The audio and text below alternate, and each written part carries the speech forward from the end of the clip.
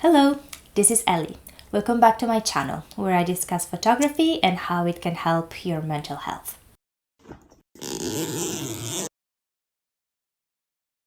My first camera was a super cheap compact digital camera that I bought with my very own money right before leaving for my Erasmus. I didn't have much to spend on it, my budget was very limited and I had no experience. I was just approaching the whole world of photography.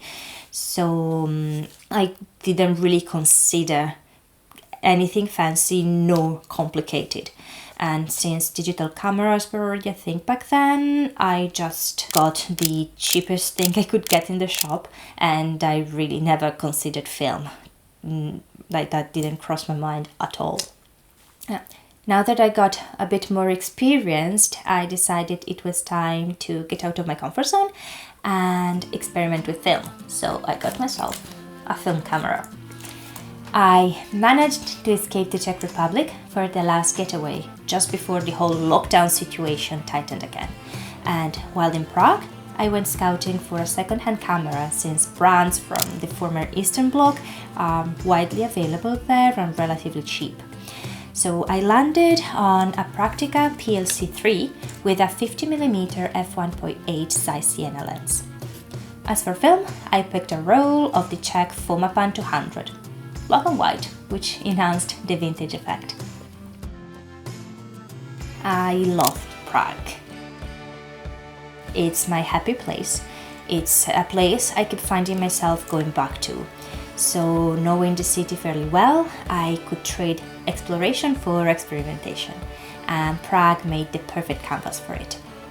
Since I wasn't so focused on actually visiting the city, I allowed myself time and attention to figure out how to shoot film.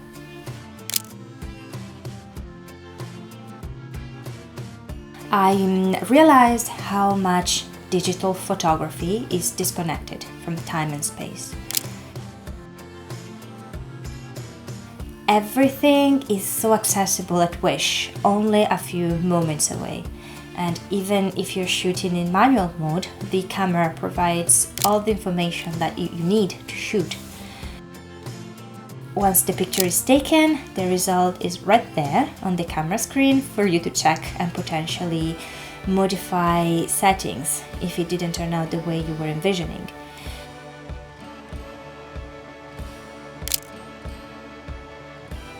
When it comes to space, there's virtually no limit. So you can keep taking pictures of the same subject over and over again, and worst case, deleting old or bad pictures takes seconds. Film photography, on the other hand, is all about scarcity. It's scarcity of information and scarcity of possibilities. Because of this, you must be extremely conscious of the resources you have.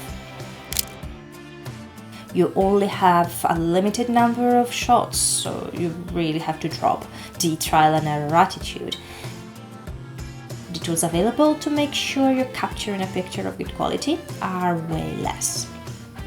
There's no screen to pick the best setting, there's no way to know whether the exposure is good, you can only rely on the light meter hoping it's working properly, and there's no outline to show what's on focus. Coming from exclusively digital experience, film was a bit of a challenge, I admit, but I found it a very interesting exercise of patience. You have to really take your time and make sure you trust the settings you picked, then wait until the 36th shot and to know exactly what the result is.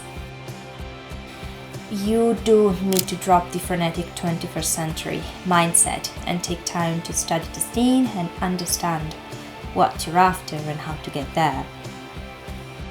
Let's face it, film is expensive. You don't want to shoot randomly and waste rolls of bad pictures out of rush. For being the very first attempt at film photography, I'm fairly satisfied with the result, although most of the shots are crooked. I found it very soothing, although a bit demanding. Will I try again?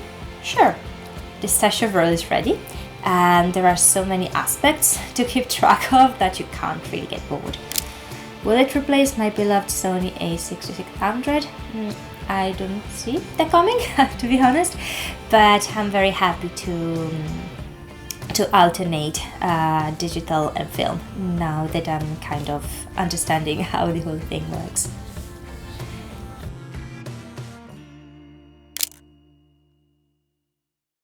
I hope you found this video interesting. If you did, leave a like or subscribe to the channel, and I see you guys next time.